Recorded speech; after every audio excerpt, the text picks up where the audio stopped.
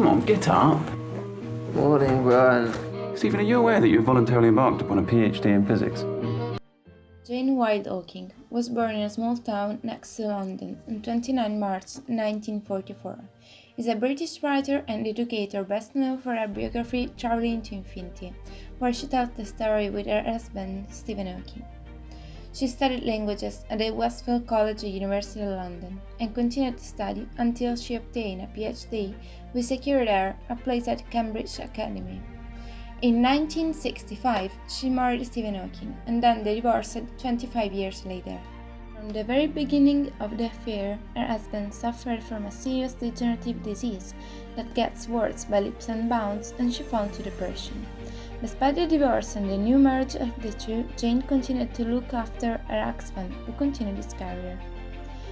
They also began professional collaboration together until Stephen's death in 2018.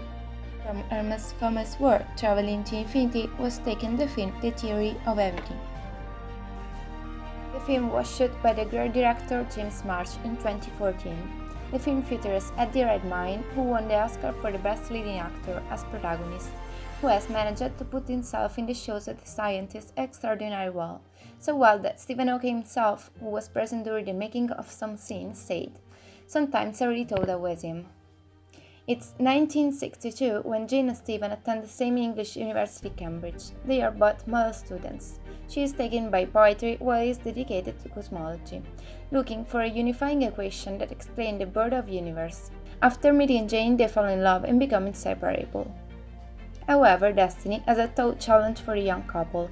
Stephen is diagnosed with a degenerative motor neuron disease when he is only 21 years old. They thought he left only 2 years more to live, and it's at the moment that the couple decides to get married. Stephen and Jane fight side by side against the disease, which shortly afterwards would force her husband to spend the rest of his life in a wheelchair. Meantime, the British scientist continues his study and paradoxically dedicates himself to time, what he doesn't have. Time is something that has always obsessed him. Thanks also to his wife, he doesn't allow himself to be overwhelmed by the increasingly heartbreaking symptoms of the disease, and continues to impress new theories about the beginning and the end of the universe, acclaimed by the scientific world. If Einstein is right, if general relativity is correct, then the universe is expanding, yes? Yes. Okay, so if you reverse time, then the universe is getting smaller. All right. So, what if I reverse the process all the way back to see what happened at the beginning of time itself? At the beginning of time itself? Yes. So the universe getting smaller and smaller, getting denser and denser, hotter and hotter as we... You mean wind back the clock? Yeah, exactly, wind back the clock. Wind back the clock. Is that what you're doing? What if I reverse time to see what happened at the beginning of time itself? Wind back the clock. Wind back the clock. Keep going. I don't know how. Yet. Keep winding. Where to? It's called motor neuron disease. Life expectancy is 2 years. You don't realize what lies ahead. This is going to be a very heavy defeat. In the meantime, Jane began to feel the burden of having to support her family all by herself, and drag her through her studies and the 3 children with great difficulty. So she decided to take a break and joined the church choir. Here she meets Jonathan, who helped the family for a long time, until they fell in love. But it's platonic love, because Jane put her feelings aside. Exhausted, she hires a nurse to invent an intelligent way to communicate without the use of vocal cords, and Stephen comes out of his deep depression while contemplating his life and realizing that Jane deserved to be free. Then he decided to move forever with his nurse and let Jane start a new life with Jonathan.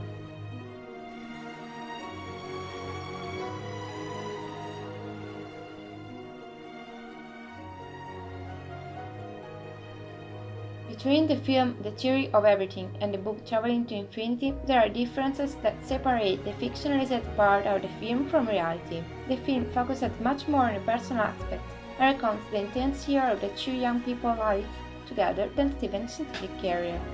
There are also differences of character between the novel and the film. In fact, Jane, in her book, describes him as an eccentric and bizarre guy, while in the film he appears as sweet and romantic one.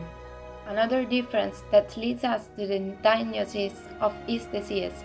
In the film, the disease manifests itself through a fall while walking in the schoolyard, while it seems that it was his father who encouraged Stephen to see a doctor. In reality, the young couple spent a year in California when they assigned Stephen a job at university. Here, Jane decided to host one of the students so she could be helping in the house, since Stephen didn't want outside helps. Substantial difference, since in the film the two, besides staying at Cambridge, would be helped by Jonathan, Jane's singing teacher, future husband.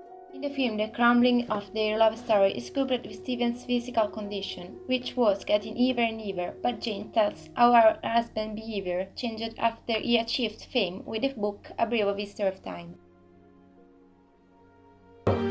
This black hole at the beginning of time. Brilliant. Brilliant, Stephen. Science, love, and illness are the fundamental pillars on which the theory of everything is based.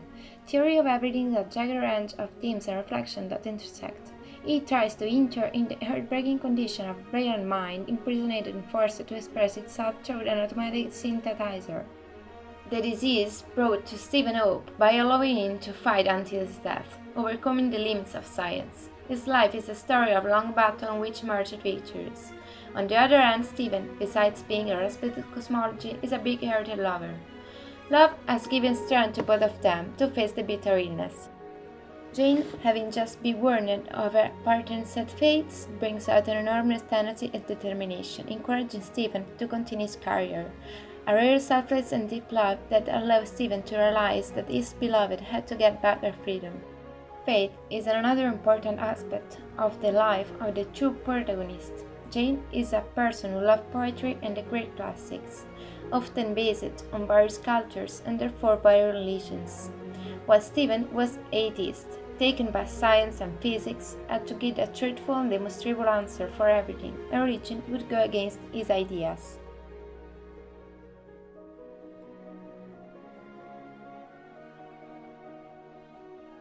The story of a man like Stephen Hawking is inspiring and ugly motivating.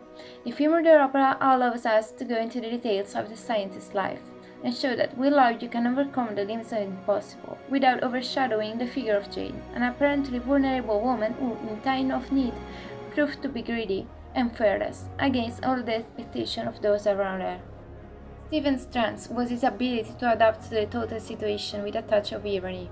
He was a man who knew how to give a lot, also on an emotional level. His sensitivity reached our heart, determined perhaps by the fact that even the easiest gestures, like picking up a pen from an interlocutor, made him happy, small dreams and goals that brought him back to being close to people. My name is Stephen Hawking. There should be no boundary to human endeavor. However bad life may seem, while there is life, there is hope. Thank you. Sorry, did you say something? Thank you.